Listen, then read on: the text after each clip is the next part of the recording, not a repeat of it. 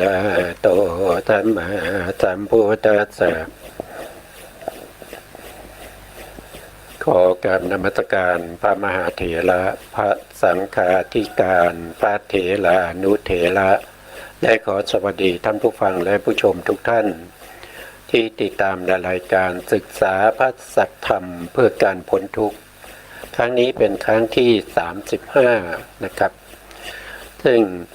การศึกษาพระสัทธรรมในพระพุทธศาสนาก็มีด้วยกันถึง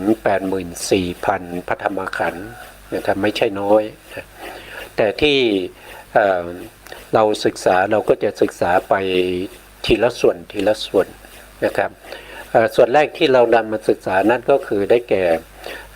พระสุตตันตปิฎกเนี่ยในทีฆนิกายศีลขันธวรรคนะซึ่งในทีฆนิกายเนี่ยนะครับก็มีสูตรอยู่ถึง35สูตรด้วยกันนะมีอยู่35สูตรด้วยกันนะซึ่งในสูตรที่1เนี่ยเราก็จะชื่อว่าพัมมชาลสูตรนะครับซึ่งจะพูดถึงในเรื่องของเรื่องของจุลศีลอย่างนี้นะครับจุลศีลมัชฌิมาศีลมหาศีลแล้วก็สุดท้ายก็ไปลงที่ทิฏฐิ62ทิฏฐิในที่นี้ก็คือหมายถึงว่าความเห็นผิดคือเป็นมิจฉาทิฏฐินะครับไม่ใช่สัมมาทิฏฐิแต่คำว่าทิฏฐิเนี่ยเป็นคำที่อยู่กลางๆนะครับเราฟังแล้วบางทีอาจจะยังไม่รู้ว่ามันเป็นมิจฉาทิฏฐิหรือว่าเป็นสัมมาทิฏฐิแต่ในที่นี้ในพัมมชาลสูตรเนี่ย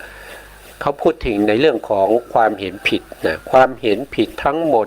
62ประการด้วยกันนะอันนี้เราก็เคยศึกษาไปแล้วในรายการถ้าจำไม่ผิดนะครับก็จะอยู่ในรายการถามตอบปัญหาภาพพิธรรมอะไรเนี่ยนะครับก็จะหรือเปล่านะก็จะมีตั้งแต่บุพันตะกับปิยทิฏฐินะมีอยู่18นะสัสสตทิฏฐิ4นะเอกันจะกะสัตตทิฏฐิ4อันตานังคาอันตนันติกะทิฏฐิ4นะแล้วก็อมลาวิเขปะทิฏฐิ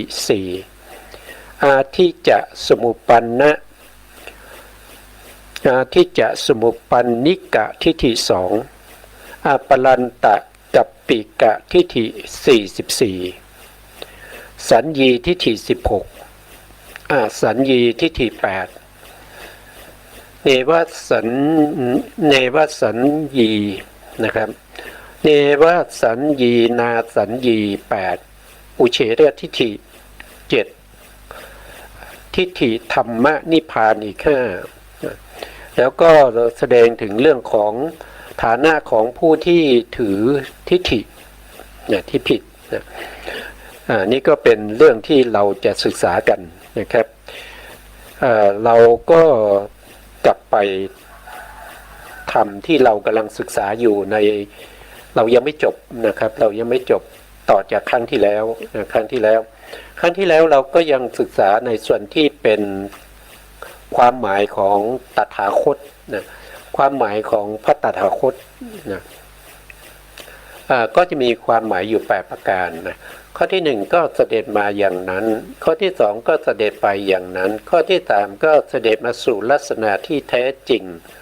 ข้อที่4ก็คือตรัสรู้ธรรมที่แท้จริงตามความเป็นจริงข้อที่5ก็คือทรงเห็นอารมณ์ที่แท้จริงข้อที่6มีพระวาจาที่แท้จริงข้อที่7ทรงกระทำเองและให้ผู้อื่นกระท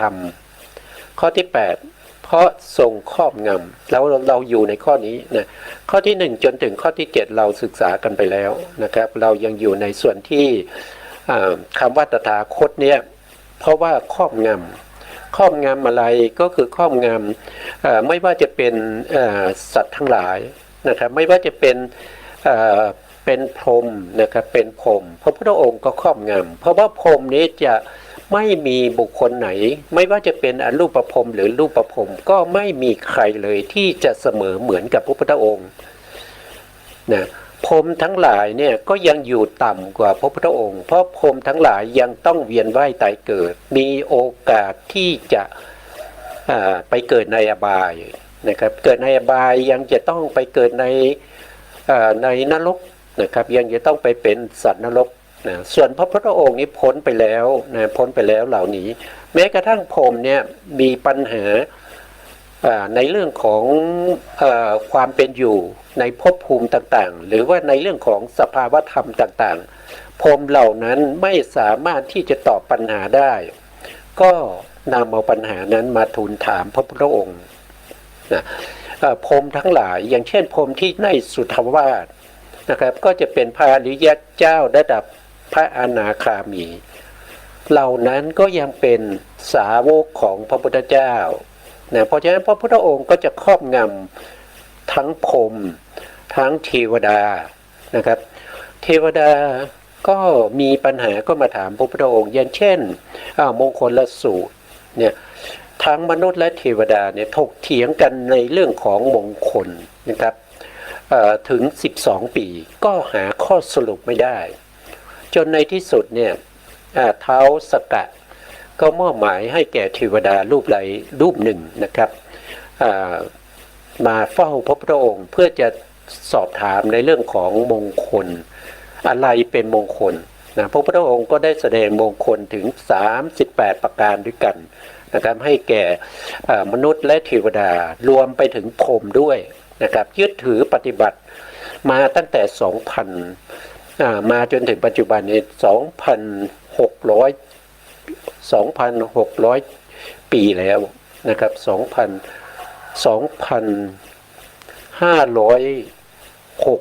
2,570 ปีแล้วนะครับหรือบางทีก็พูดง่ายๆก็คือถ้าตั้งแต่เริ่มนะครับพระพุทธองค์เริ่มเผยแผ่พระพุทธศาสนาเนี่ยก็นับเป็น 2,600 ปีก็ได้นะครับก็ผ่านมาแล้วเพราะว่าการนับพุทธศักราชของประเทศไทยเราก็จะนับเอาตั้งแต่พระพุทธเจ้าปรินิพพานแต่มาเริ่มที่1 มกรานะครับแต่จริงๆแล้วถ้านับตามพุทธศักราชเนี่ยก็จะต้องนับตั้งแต่วันวิสาขาที่พระพุทธวันวิสาขานะไม่ใช่วิสาขาที่พระพุทธองค์ปรินิพพานนะครับต้องนับตั้งแต่ตรงนั้นมานะครับอันนี้ก็พระพุทธองค์ครอบงำหมดไม่ว่าจะเป็นเทวดาจะเป็นพรหมจะเป็นมนุษย์นะครับมนุษย์ที่ยิ่งใหญ่ที่สุดในสมัยนั้นก็คือพระเจ้าพิมพิสารนะครับพระเจ้าพิมพิสารก็ยังเป็นสาวกของพระพุทธเจ้านะครับพระเจ้าพิมพิสารในฟังธรรมที่พระพุทธองค์ทรงแสดงก็ได้เป็นโสดาบันนะครับพระเจ้าอาชาติศัตรูก็เป็นผู้ที่ปฏิญาณตนว่าขอเป็นพุทธมามกะเพราะว่าพระเจ้าอาชาติศัตรูไม่สามารถที่จะบรรลุธรรมได้มีอุปนิสัยที่จะบรรลุธรรมแต่ว่าด้วยกรรมเป็นตัวที่มาขัดขวางมากั้นไม่ให้พระเจ้าอาชาติศัตรูเนี่ยได้โสดาบันเพราะว่าทำปิตุฆาตพระเจ้าอาชาติศัตรูได้ถือตัวว่าเป็นพุทธมามกะจะยึดถือพระพุทธพระธรรมพระสงฆ์เป็นที่พึ่งตลอดชีวิตนะอันนี้ก็พูดถึงเรื่องของการครอบงำนะครับครอบงำเราพูดถึงเรื่องของสัตว์ไปแล้วยังครอบงำในเรื่องของธรรมทั้งหลายเพราะว่าพระพุทธองค์เนี่ยทรงรู้ธรรมทั้งหลายรู้หนทางทั้ง7นะครับรู้หนทางทั้ง7รู้ถึงประโยชน์ทั้ง3นะครับหนทางทั้ง7ก็คือได้แก่หนทางที่นำไปสู่พระนิพพานนะครับก็ได้แก่อริยมรรคเบื้องต่ำ3นะอริยมรรคเบื้องต่ำ4นะครับตัวทีอริยมรรคเบื้องต่ำ4แล้วก็อริยผลเบื้อง อริยมรรค เดี๋ยวโทษทีผมพูดผิดนะครับอริยมรรคเนี่ยสี่เลยนะครับไม่ใช่เบื้องต่ำนะครับสี่เลยนะครับมีหนึ่งก็คือโสดาบันเนี่ยพระพุทธองค์ก็เป็นผู้ที่สั่งสอนเวนยสัตว์ทั้งหลายให้ได้บรรลุโสดาบันนะครับแล้วก็สกัดทาคามีมรรคพระพุทธองค์ก็สั่งสอนเวนยสัตว์ให้สามารถมีดวงตาเห็นพระนิพพานในขณะที่สกัดทาคามีมรรคเกิดขึ้นนะครับอนาคามีมรรคพระพุทธองค์ก็เป็นผู้ที่แนะนำสั่งสอนสัตว์ทั้งหลายให้เข้าถึงอนาคามีมรรคนะครับอย่างเช่นใครเอ่ยก็คือยกตัวอย่างก็คือบุคคลที่เป็นหมอนะครับเป็นหมอที่ดูแลพระพุทธองค์นะครับก็คือชีวกะท่านได้เป็นพระอนาคามีปัจจุบันนี้ท่านก็เกิดเป็นพรหมอยู่นะครับก็เป็นสาวกของพระพุทธเจ้าแล้วพระพุทธองค์ก็แนะนำเวนยสัตว์ให้เข้าถึงอรหันตมรรคนะครับเข้าถึงอรหันตมรรคแล้วก็ป่านนี้ที่ผ่านไปแล้วมากมายไม่ว่าจะเป็นบุคคลที่มาจากเป็นพรหมแล้วก็เทวดาที่มาจากหมื่นจักรวาลนะครับไปถึงหมื่นจักรวาลเลยนะครับไม่ใช่เฉพาะจักรวาลของเรานะครับแล้วก็ให้พระสาวกทั้งหลายแม้กระทั่งพระสารีบุตรพระโมคคัลลานะพระปัญจวัคคีย์ก็ได้เป็นพระอรหันต์ด้วยคำสั่งสอนของพระสัมมาสัมพุทธเจ้ามนุษย์ทั้งหลายที่เลิศอย่างนี้เนี่ยนะครับมีบุญมากมายเป็นถึงพระเจ้าพิมพิสารก็ยังเป็นสาวกของพระพุทธเจ้าเพราะฉะนั้นพระพุทธเจ้าก็ครอบงำพวกนี้ทั้งหมดเลยไปถึงหมื่นจักรวาลนะไปถึงหมื่นจักรวาลแล้วก็ในชื่อเสียงของพระพุทธองค์เนี่ยที่กระจายไปในทุกทิศทุกทางนะครับไม่ว่าจะเป็นทวีปทั้งสี่นะครับในชมพูทวีปนี้มีอยู่สี่เท่าที่ในภัตตกัปในภัตตกัปในจักรวาลนี้ก็จะมีทวีปอยู่สี่ทวีปด้วยกันที่มีมนุษย์อาศัยอยู่ทุกทวีปนั้นก็เป็นสาวกของพระพุทธเจ้านะครับอย่างเช่นตอนที่พระพุทธองค์เนี่ยขึ้นไปจำพรรษาที่ดาวดึงส์นะครับในพรรษาที่7เนี่ยขึ้นไปแสดงพระอภิธรรมโปรดพุทธมันดาซึ่งได้ไปเกิดเป็นเทวดานะครับพระพุทธองค์ก็เสด็จขึ้นไปเพื่อจะแสดงธรรมโปรดพระมารดาแล้วก็พระมารดาก็ได้ตั้งอยู่ในโสดาปัตติผลนะแล้วตอนที่พระพุทธองค์เนี่ยไปบิณฑบาตตอนที่ประจำพรรษาอยู่ที่ดาวดึงส์นะครับในพรรษาที่7แสดงธรรมแสดงพระอภิธรรมนะแสดงพระอภิธรรมโปรดพุทธมารดาในช่วงระยะเวลาที่ต้องฉันอาหารเพราะพระพุทธองค์เป็นมนุษย์ก็ต้องมีการฉันอาหารตอนที่ไปฉันอาหารก็เสด็จไปบิณฑบาตที่เขาเรียกว่าเป็นทวีปที่อยู่ทางทิศเหนือของภูเขาสีเนรุนะที่เรียกว่าอุตรกุลุทวีปชาวอุตรกุลุทวีปก็ขนขวายในการที่จะใส่บาตรพระพุทธองค์นะก็เป็นสาวกนะครับอยากจะฟังธรรม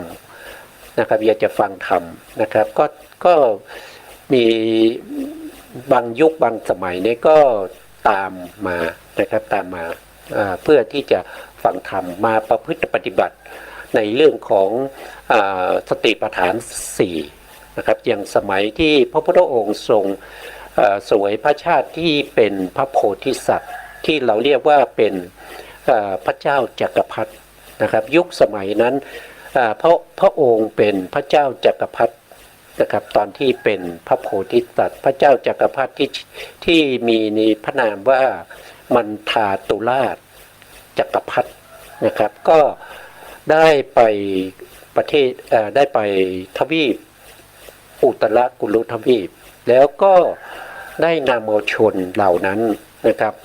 มาด้วยนะครับปัจจุบันนี้ก็อยู่ในประเทศอินเดียเขาเรียกว่าเป็นอุตร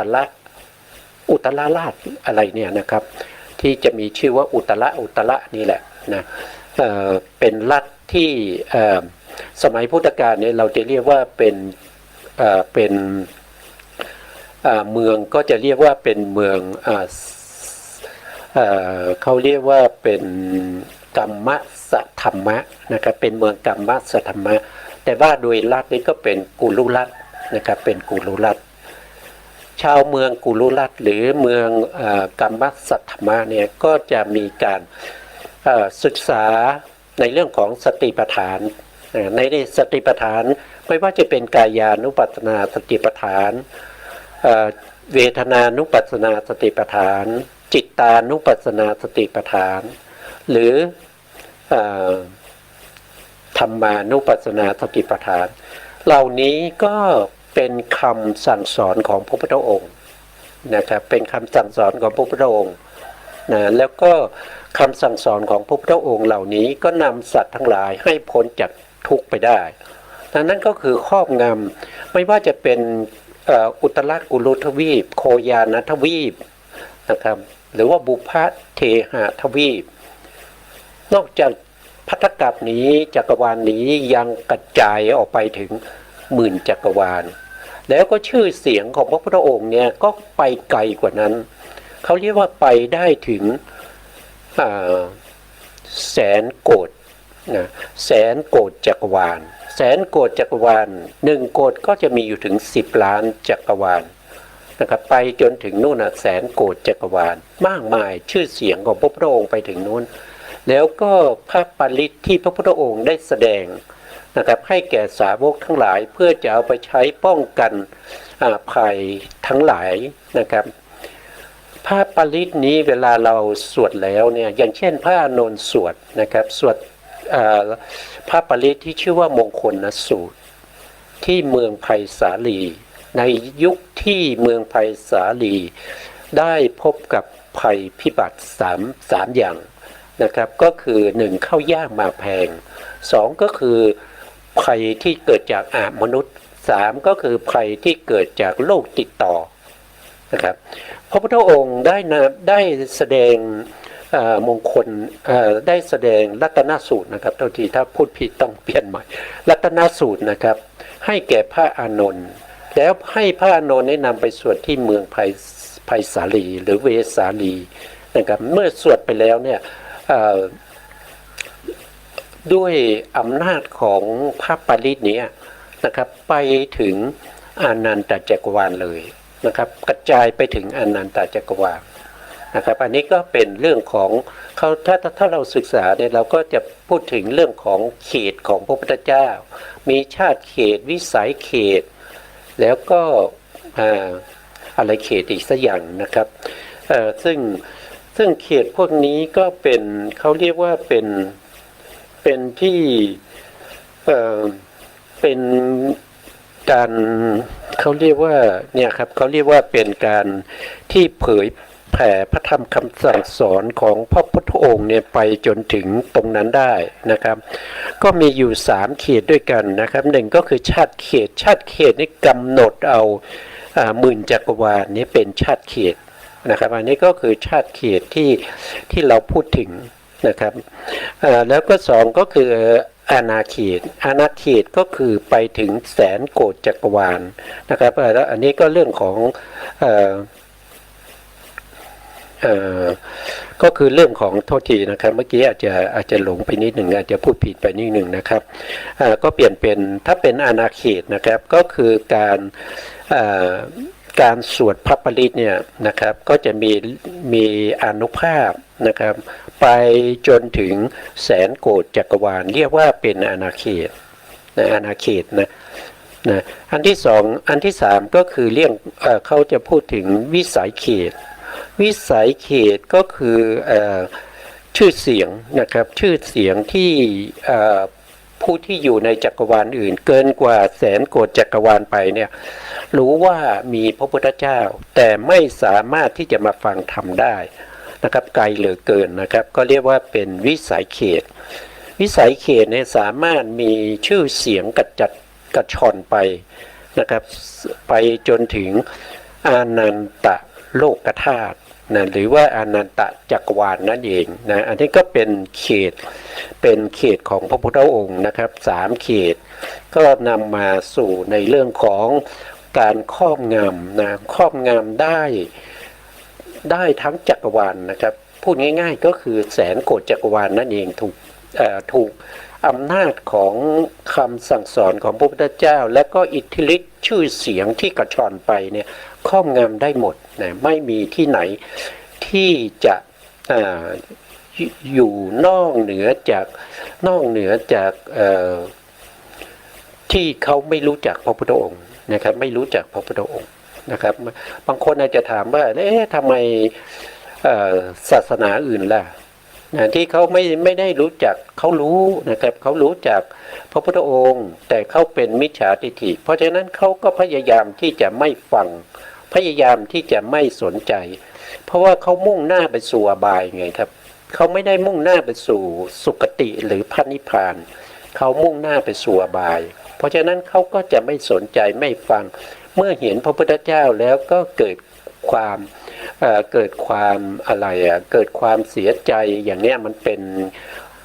เขาเรียกว่าเป็นปริกัปปะนะครับปริกัปปะอารมณ์ก็คือเห็นสิ่งที่ดีแต่ไม่ชอบใจนะครับไม่ชอบใจก็เป็นปริกัปปะอารมณ์นั่นก็คือมุ่งหน้าสู่อบายนะมุ่งหน้าสู่อบายสิ่งพวกนี้เป็นสิ่งที่เป็นความจริงนะครับไม่สามารถที่จะบังคับให้ทุกคนเนี่ยเห็นตามได้แต่ทุกคนก็ต้องถูกครอบงำด้วยธรรมชาติที่เขาเป็นอย่างนี้นะพระพุทธองค์เนี่ยไม่ได้เป็นด้วยการแต่งตั้งของพุทธบิดานะครับหรือว่าพุทธมารดาหรือว่าเป็นญาติสาโลหิตเป็นผู้แต่งตั้งแต่พระพุทธองค์ได้ทรงประพฤติปฏิบัติในเรื่องของบารมี30ทัศมหาบริจาคทั้ง5ประการเพื่อให้ได้มาซึ่งโลกทัจจริยะโลกทัจจริยะก็คือการที่พระพุทธองค์ทำทุกสิ่งทุกอย่างเพื่อให้เกิดประโยชน์แก่โลกนะครับโลกนี้ก็คือหมาย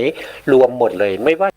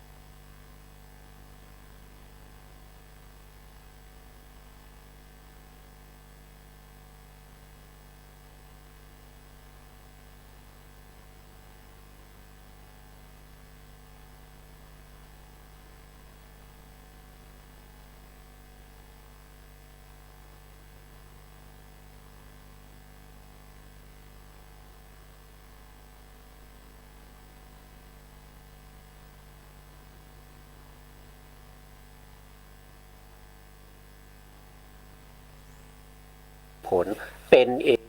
สักแต่ว่าเป็นแล้วก็จบกันตายแล้วก็หมดเนี่ยโลกนี้เกิดมาเพียงครั้งเดียวตายแล้วก็ไม่เกิดอีกนะครับโลกนี้ก็มีโลกหน้าไม่มีนะครับนะเขาก็เข้าใจอย่างนี้นะครับโลกมีที่สิ้นสุด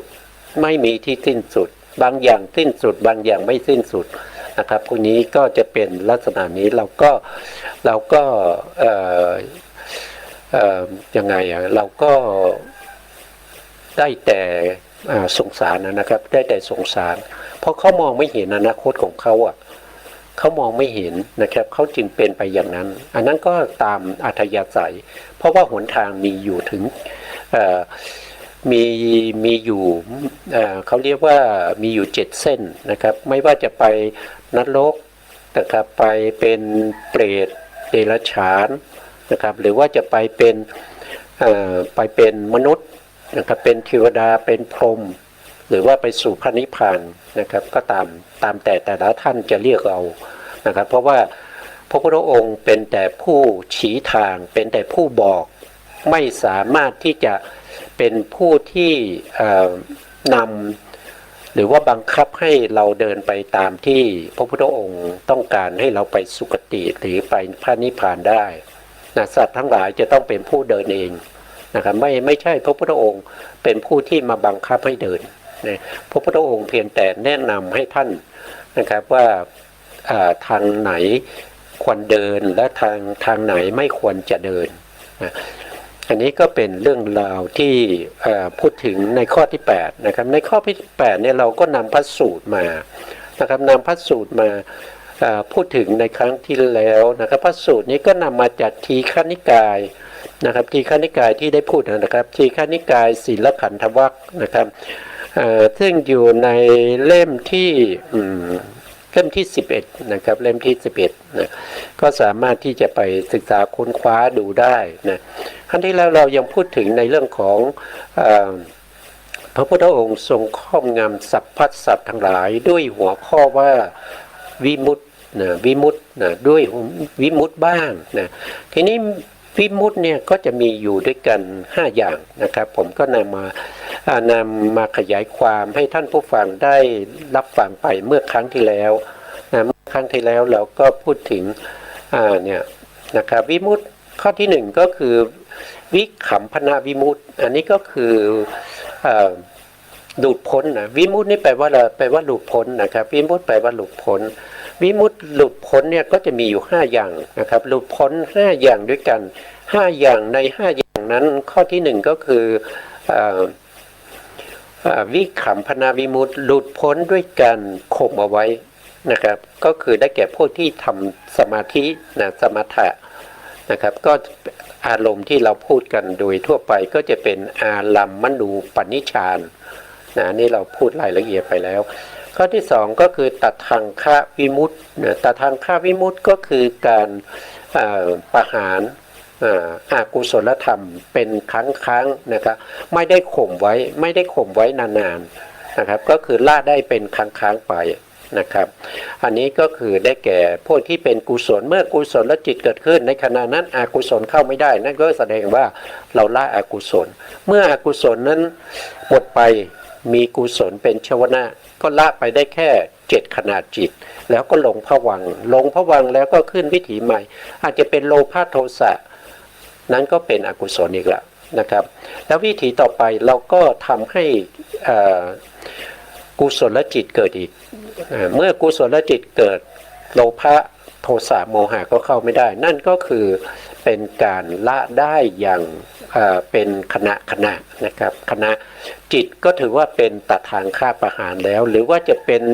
ขณะที่เราเรียกว่าสันตติขณะก็เป็นตัดทางฆ่าประหารนะสันตติขณะนี้ก็จะมีระยะเวลาที่สั้นกว่าประเภทที่ข่มไว้นะครับสันตติขณะก็คือขณะที่ต่อเนื่องกันนะครับแต่ไม่ได้ต่อเนื่องกันเหมือนกับวิคัมภนประหารวิคัมภนประหารนี้ข่มไว้ด้วยอำนาจของฌานทั้งหลายด้วยสมถภาวนานะครับก็แตกต่างกันนิดหนึ่งนะครับแต่ก็เป็นทั้งสองก็ยังเป็นฝ่ายที่เป็นโลกิยะยังไม่ได้เป็นโลกุตระนะยังไม่ได้เข้าถึงความเป็นโลกุตระนะต่อมาข้อที่3เราก็พูดถึงในเรื่องของสมุเฉทวิมุตตินะสมุเฉทวิมุตติก็คือการทำลายกิเลสเข้าไปถึงต้นตอเลยเข้าไปจนถึงอนุสัยกิเลสเลย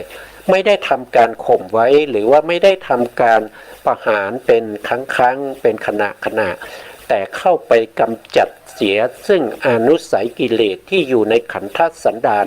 ของตัวเองเลยนั่นก็คือได้แก่มรรคจิตนะไม่ว่าจะเป็นโสดาปัตติมรรคสกทาคามีมรรคอนาคามีมรรคอรหันตมรรคก็ทำหน้าที่ในการประหารอนุสัยกิเลสให้หมดไปจาก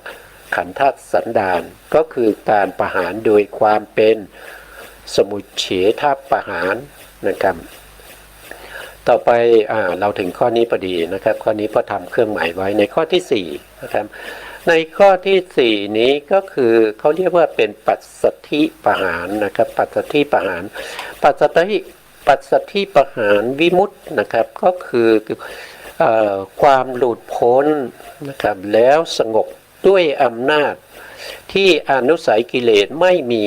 และขณะที่เป็นสามัญญผลสี่สามัญญผลสี่ก็คือได้แก่พวกที่หลังจากที่เราได้มรรคใช่ไหมครับเราได้มรรคจิตเนี่ยมรรคจิตเนี่ยเขาจะเกิดแค่ขณะเดียวนะเกิดแล้วก็ดับไปเมื่อดับไปนะกิเลสที่ถูกมรรคประหารนะเขาก็จะหมดไปนะครับก็คือประหารด้วยความเป็นสมุจเฉทในข้อที่3เมื่อมรรคจิตดับลงพร้อมกับอนุสัยกิเลสที่เขาประหารเนี่ยหมดไปด้วยหลังจากนั้นผลจิตก็จะเกิดขึ้นพอผลจิตเกิดขึ้นก็จะเปลี่ยนจากบุคคลที่เดิมทีเนี่ยเป็นปุถุชนแล้วก็มาเป็นมรรคบุคคลแล้วก็ไปเป็นผลบุคคลผลบุคคลนี้แหละที่เราเรียกว่าเป็นโสดาปัตติผลโสดาปัตติผลสกทาคามิผลอนาคามิผลอรหันตผลพวกนี้เป็นพวกที่มีความสงบจากการที่อนุสัยกิเลสที่ถูกมรรคจิตเนี่ยประหารไปแล้วไม่เกิดขึ้นอีกเพราะฉะนั้นเขาจึงมีความสงบนะครับสงบจากกุศลธรรมทั้งหลายที่มรรคจิตประหารไปแล้ว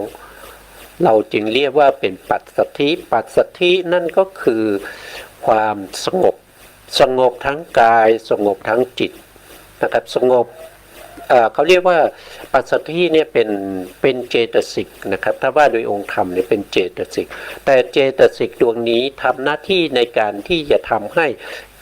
กายปัสสัทธิสงบกายปัสสัทธินั้นก็คือได้แก่ตั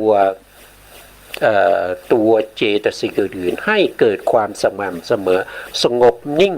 นะครับแล้วก็กายปัสสัทธิแล้วก็ยังมีจิตตปัสสัทธิจิตตปัสสัทธิก็คือตัวเจตสิกนี้ไปทำให้จิตที่เกิดพร้อมกับปัสสัทธินั้นเกิดความสม่ำเสมอเกิดความสงบร่มเย็นในจิตที่เกิดขึ้นพร้อมด้วยผลจิตนะครับตั้งแต่ผลจิตดวงที่1ที่เกิดต่อจากมรรคจิตนั้นเป็นต้นไปตามแต่บุคคลนะครับตามแต่อริยบุคคลว่าอยู่ระดับไหนก็จะมีความสงบตามสมควรแก่ระดับมรรคนั้นนี่ก็คือเรื่องของ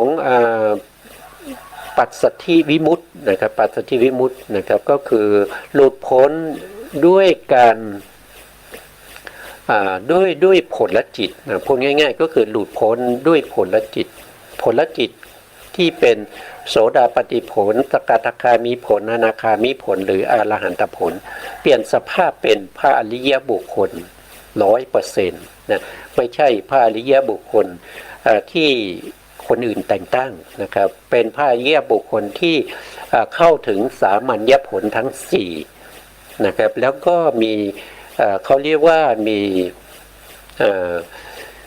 วิมุตติญาณทัศนะซึ่งเข้าไปเห็นถึง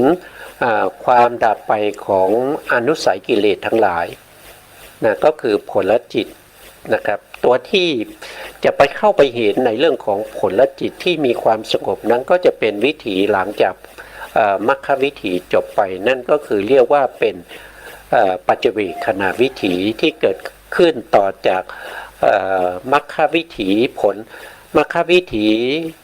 นะครับทั้งหลายทั้ง4นะก็จะมีปัจเจเวคขณะวิถีเกิดขึ้นอีกนะครับในการพิจารณาถึงมรรคถึงผลถึงกิเลสที่ละได้ถึงกิเลสที่ยังเหลือแล้วก็พิจารณานิพพานทั้งหลายเหล่านี้นะครับก็เป็นไปโดยธรรมชาติที่มันจะสืบเนื่องกันไปอย่างนี้นะครับก็สืบเนื่องกันไปถ้าเราได้ตรงนั้นเนี่ยถ้าเราได้มรรคจิตเนี่ยธรรมชาตินี่ก็จะไปประหารอนุสัยกิเลสใช่ไหมไม่มีใครนะครับที่ไปทำการใช้มีดใช้ปืนในการไปฆ่าอนุสัยมันไม่ใช่อย่างนั้นนะมันไม่ใช่อย่างนั้นมันเป็นโดยธรรมชาติเมื่อมรรคจิตเกิดขึ้นอนุสัยกิเลสก็ถูกต้องละไปด้วยความเป็นสมุจเฉทตามสมควรแก่มรรคนั้นมันก็เป็นอย่างนี้รู้ไม่รู้มันก็เป็นอย่างนี้ นะมันเป็นอย่างนี้มันเป็นธรรมชาติของมันอย่างนี้แต่เมื่อมรรคจิตเนี่ยเขาไปฆ่าอนุสัยหมดแล้วเนี่ยตามสมควรที่เขาฆ่าได้แล้วแต่ระดับมรรคนั้นว่ามรรคนั้นเป็นระดับไหนนะครับหลังจากนั้นเนี่ยเมื่อมรรคจิตดับไปเนี่ยผลจิตก็จะเกิดขึ้นต่อจากมรรคจิตนั้นนะผลจิตที่เกิดขึ้นต่อจากมรรคจิตนั้นเนี่ยเขาก็จะเกิดขึ้นตามมรรคจิตนะครับโดยธรรมชาติมันเป็นอย่างนั้นนะคือโสดาปัตติมรรคนะครับเกิดขึ้นแล้วฆ่าอนุสัยกิเลสแล้วก็ดับไปผลที่จะเกิดขึ้นก็ต้องเป็นโสดาปัตติผลอย่างเงี้ยมันก็จะเกิดขึ้นนะครับมันเป็นธรรมชาติเขาเป็นอย่างนั้นไม่ใช่ว่าโสดาปัตติมรรคดับไปแล้วสกทามีผลเกิดขึ้นอย่างนี้ไม่ใช่แต่มันเป็นธรรมชาติมันเป็นอย่างนั้นใครไปบังคับมันไม่ได้ใครไปกดเกณฑ์ไปจัดการให้มันเป็นไปตามนั้นก็ไม่ได้นะครับมันเป็นโดยธรรมชาติเป็นอย่างนั้นนะแล้วก็ปัจเจเวคขณะวิถีที่จะเกิดขึ้นมาต่อจากมรรควิถีก็เป็นธรรมชาติของเขาแต่มันเป็นอย่างนั้นเมื่อ เมื่อมรรควิถีดับลงไปแล้วเนี่ยปัจเจเวคขณะวิถีจะเกิดขึ้นนะครับเมื่อมรรควิถีดับไปแล้วมีภวังคจิตมาขั้นมากน้อยก็ขึ้นอยู่กับบุคคลนะครับขึ้นอยู่กับบุคคลนั้นว่าเป็นบุคคลที่เป็นประเภทที่เป็นคันธาพิญญาหรือว่าเป็นขีปาพิญญาบรรลุช้าบรรลุเร็วก็แล้วแต่นะครับแล้วก็เป็นบุคคลที่ยังไงเป็นบุคคลที่มีอินทรีย์นะครับมีอินทรีย์ที่พอที่จะบรรลุธรรมแต่ไม่ถึงกับประเภทที่ว่ามันมีอินทรีย์ที่แก่กล้านะครับก็คือระดับของสมาธิก็ยังมีก็ยังเช่นปฐมฌานเนี่ยก็ยังมีถึง3ระดับด้วยกันนะครับก็จะมีประเภทปริสัชชานะครับปุโรหิตามหาพรหมอย่างเงี้ยทุติยฌานก็จะมีประเภทที่เป็นเขาเรียกว่าเป็นอัปปนาภานะครับกับปริตาภานะครับต่ำสุดคืออย่างทุติยฌานเนี่ยชั้นที่2ของสมาธิเนี่ยก็คือทุติยฌานเนี่ยคือชั้นที่2เนี่ยก็จะมีปริตาภาใช่ไหมครับแล้วก็ขึ้นไปอีกระดับหนึ่งก็ยังอยู่ในชั้นเดียวกันก็คือทุติยฌานก็จะเป็นอัปปนาภาแล้วก็ชั้นที่สูงที่สุดในทุติยฌานที่มีสมาธิที่แก่กล้านั่นก็คือได้แก่อภัสราอย่างเงี้ยมันก็มีระดับมีกำลังของเขาอยู่นะครับมีกำลังของเขาอยู่ในการที่จะพิจารณาในเรื่องของกิเลสที่ละได้กิเลสที่ยังเหลืออยู่นะครับแล้วก็พิจารณามรรคพิจารณาผลพิจารณาพระนิพพานก็จะอยู่ในช่วงที่หลังจากที่เรา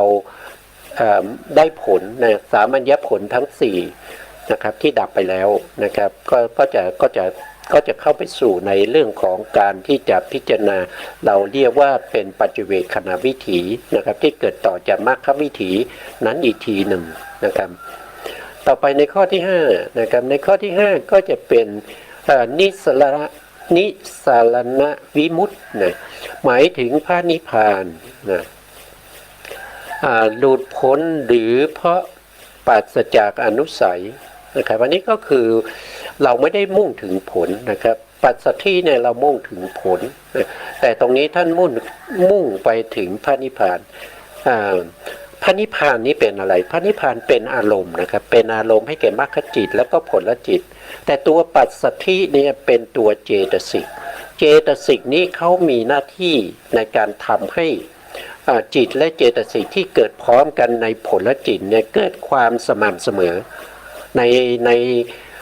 ทั้งเจตสิกแล้วก็ตัวผลจิตนะครับให้มีความสม่ำเสมอไม่ยิ่งหย่อนกว่ากันนะครับอันนี้เรียกว่าเป็นปัจสัทธิในผลจิต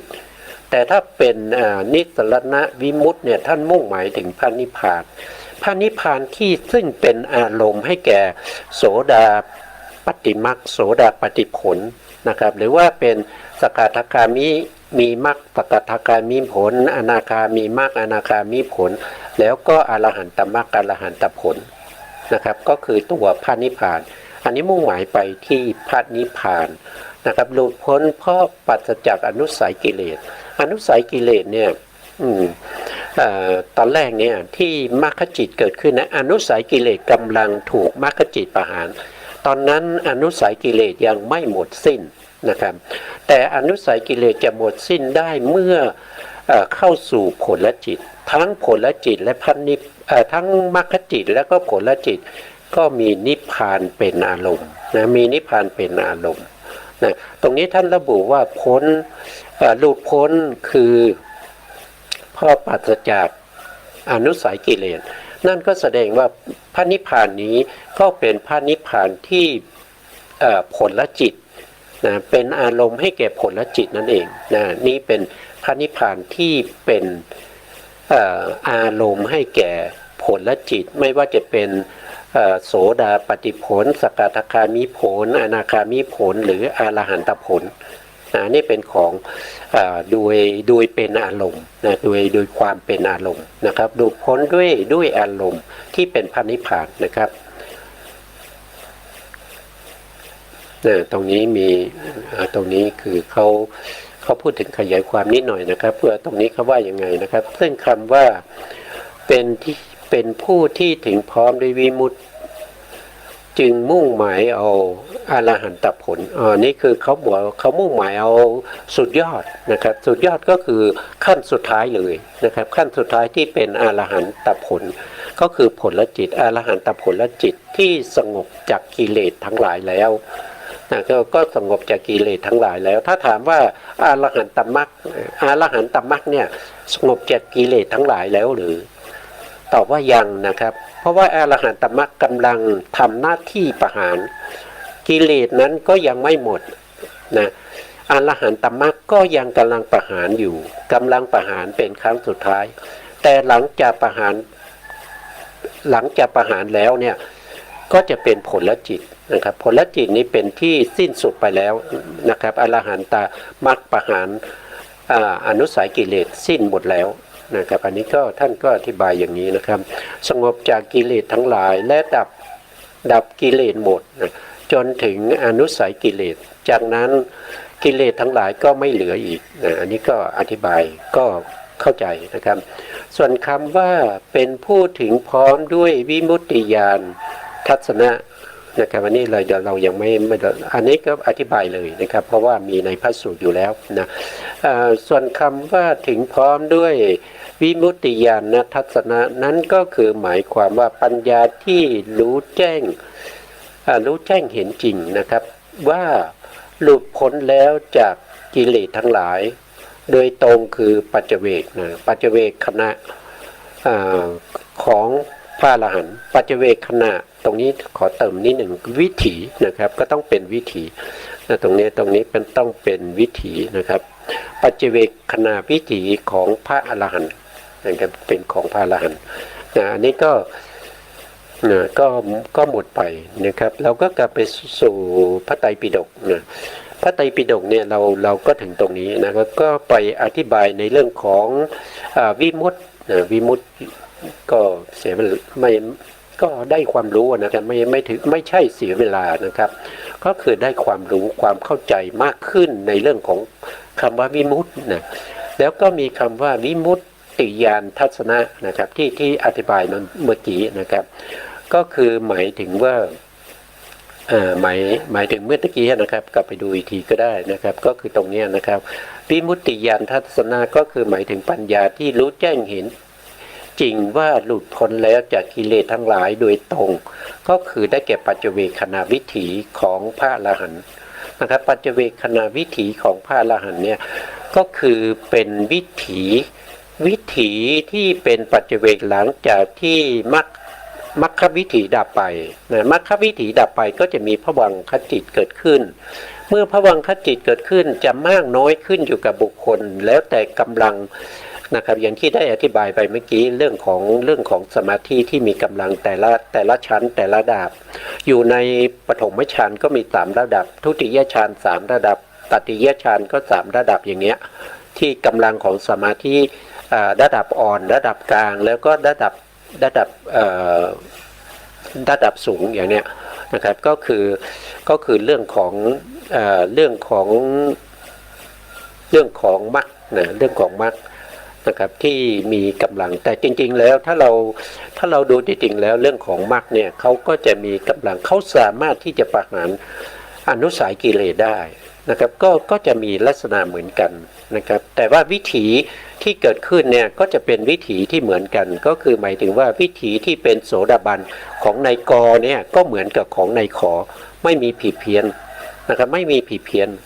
นะครับแล้วก็ประหารอนุสัยกิเลสได้เหมือนกันได้เหมือนกันแล้วก็เวลาที่จะไปพิจารณาเมื่อมรรควิถีดับไปแล้วภวังคจิตเกิดขึ้นนะครับอย่างของพระสัมมาสัมพุทธเจ้าเนี่ยภวังคจิตนี้จะเกิดน้อยมากก็จะเกิดแค่2 ถึง 3ขณะเท่านั้นเองแต่เราเป็นบุคคลที่ไม่ได้สะสมบารมีที่จะเป็นพระพุทธเจ้าหรือว่าเป็นอัครสาวกอย่างเงี้ยเป็นอสิติสาวกเราได้บรรลุเป็นพระอรหันต์เราก็เป็นแค่พระอรหันต์ประเภทที่เป็นพระอรหันต์ธรรมดานะครับไม่มีชื่อเสียงนะครับเป็นพระอรหันต์รูปหนึ่งที่เป็นสาวกของพระพุทธเจ้าไม่มีใครเอ่ยถึงอย่างนี้เนี่ยก็จะมีภวังคจิตเนี่ยขั้นอยู่มากนะครับเมื่อภวังคจิตเหล่านั้นดับไปเนี่ยวิถี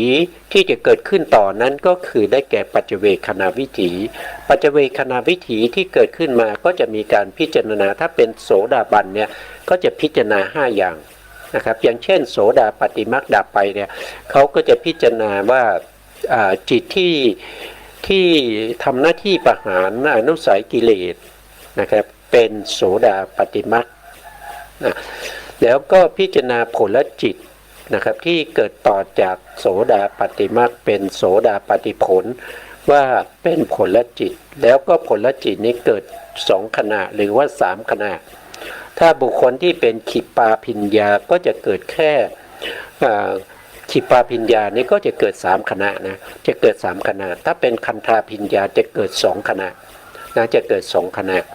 คันธาช้าใช่ไหมครับเกิด2ขณะถ้าเป็นขีปาพิญญานี้เร็วขึ้นก็จะเป็น3ขณะนะครับก็จะเป็น3ขณะก็จะเป็นระดับอย่างนี้นะครับเมื่อพิจารณามรรคพิจารณาผลแล้วพิจารณานิพพานแล้วก็พิจารณากิเลสที่ละไปว่าละกิเลสอะไรบ้างแล้วก็พิจารณาถึงกิเลสที่ยังเหลืออยู่อันนี้คือ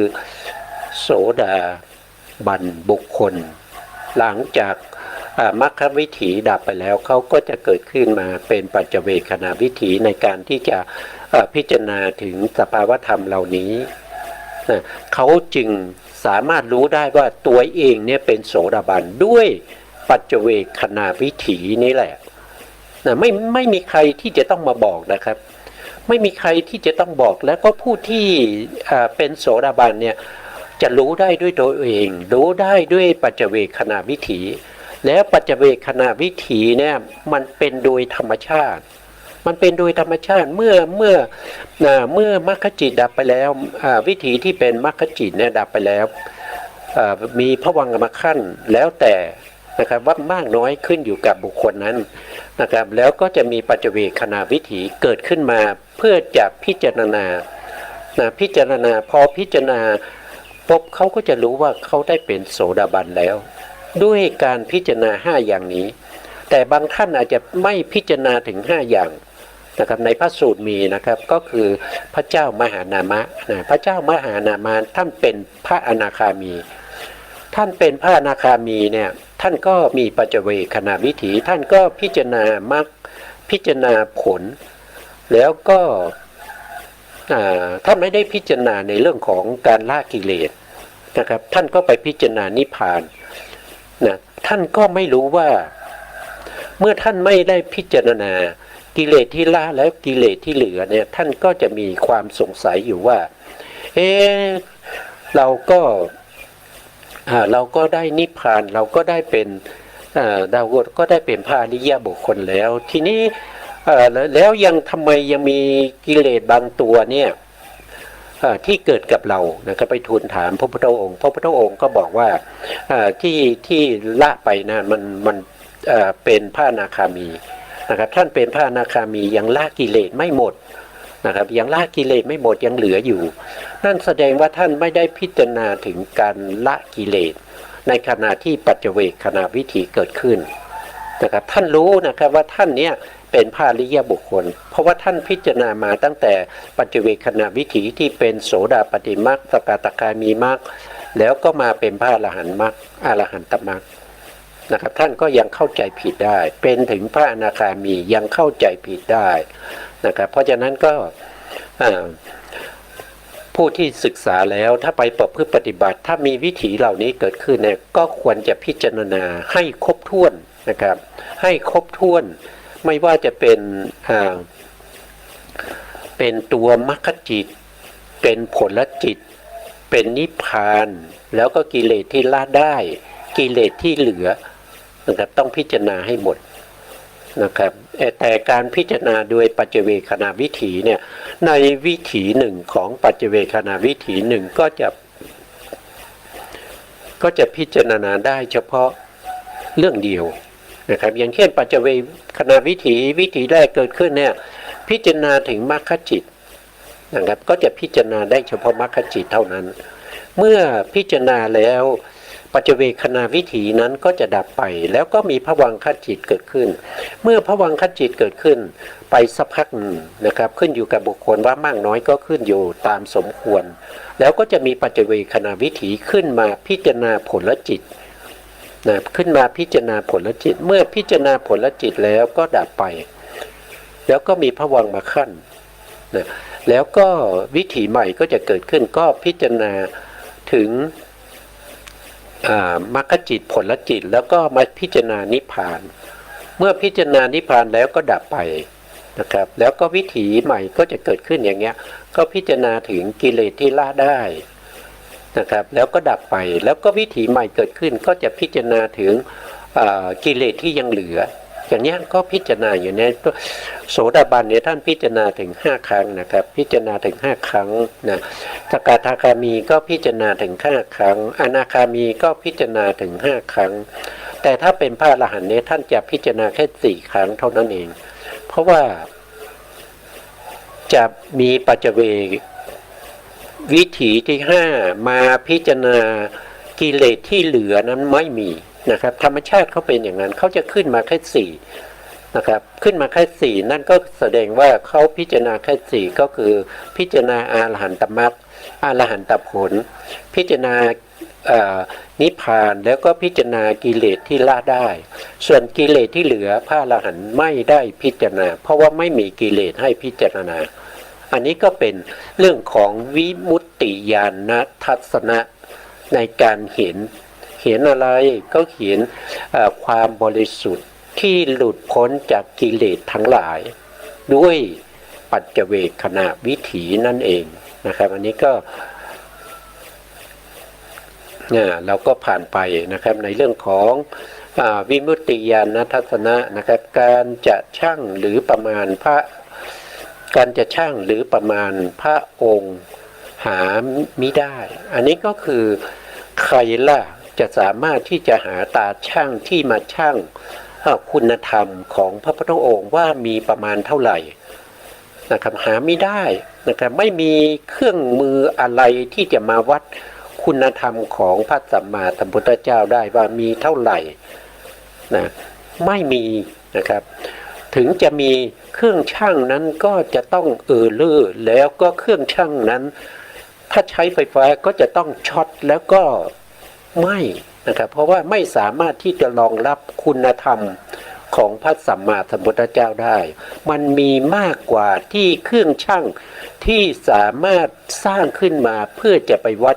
คุณงามความดีของพระพุทธเจ้าไม่ได้นะครับหาไม่ได้นะแม้กระทั่งมีบุคคลที่มากล่าวคุณของพระพุทธองค์ตลอดกับก็คือตั้งแต่โลกของเราเกิดขึ้นจนโลกของเราเนี่ยถูกทำลายไปนะครับก็ยังไม่สามารถที่จะกล่าวได้บุคคลที่ว่านั้นมีหัวอยู่100หัวมีปากอยู่หัวละเป็นพันนะครับมีลิ้นมีอะไรพร้อมที่จะกล่าวพร้อมกันได้เนี่ยก็ยังไม่สามารถที่จะกล่าวค คุณของพระสัมมาสัมพุทธเจ้าให้หมดไปในกับใดกับหนึ่งได้ มันมากมายเหลือเกินนะครับคุณของพระสัมมาสัมพุทธเจ้าเนี่ยมากที่สุดเลยมากกว่าคุณของบิดามารดาอีกคุณของพ่อแม่มีมากแต่คุณของพ่อแม่เนี่ยให้เราได้แค่เป็นปุถุชนให้เราได้แค่เป็นพระเจ้าจักรพรรดินะครับให้เรามีฤทธิ์มีเดชแต่ไม่สามารถทำให้เราเนี่ยพ้นจากการเวียนว่ายตายเกิดได้เรายังจะต้องเวียนว่ายตายเกิดในอบายภูมิแต่พระพุทธองค์เนี่ยเป็นผู้ที่มีคุณทำให้เราเนี่ยสามารถเข้าถึงพระนิพพานได้นะมีมากนะครับพระคุณของพระสัมมาสัมพุทธเจ้าไม่ใช่น้อยนะพระองค์ไม่มีใครเทียบเคียงนะครับก็คล้ายๆกันนะครับอันใดใครๆก็ไม่สามารถประมาณได้นะครับเป็นผู้ยอดเยี่ยมเป็นพระราชายิ่งกว่าพระราชาแม้กระทั่งพระราชาก็ยังต้องบูชานะครับอย่างเช่นพระเจ้าพิมพิสารพระเจ้าสุโธทนะเป็นถึงพุทธบิดาก็ยังต้องบูชาพระสัมมาสัมพุทธเจ้านะครับเทพก็ยังบูชาท้าวสักกะก็ยังบูชาพระพุทธองค์นะครับพรหมทั้งหลายก็บูชาพระพุทธองค์ด้วยเหตุอย่างนี้นะครับจึงตรัสว่าดูก่อนภิกษุทั้งหลายในโลกพร้อมทั้งเทวโลกพร้อมทั้งมารโลกพร้อมทั้งพรหมโลกในหมู่สัตว์พร้อมทั้งสมณะพราหมณ์พร้อมทั้งเทวดาและมนุษย์ตถาคตเป็นผู้ยิ่งใหญ่อันใครๆครอบงำไม่ได้เป็นผู้ที่ท่องแท้นะครับเป็นผู้ทรงอำนาจด้วยเหตุนี้จึงได้พระนามว่าตถาคตนะครับอันนี้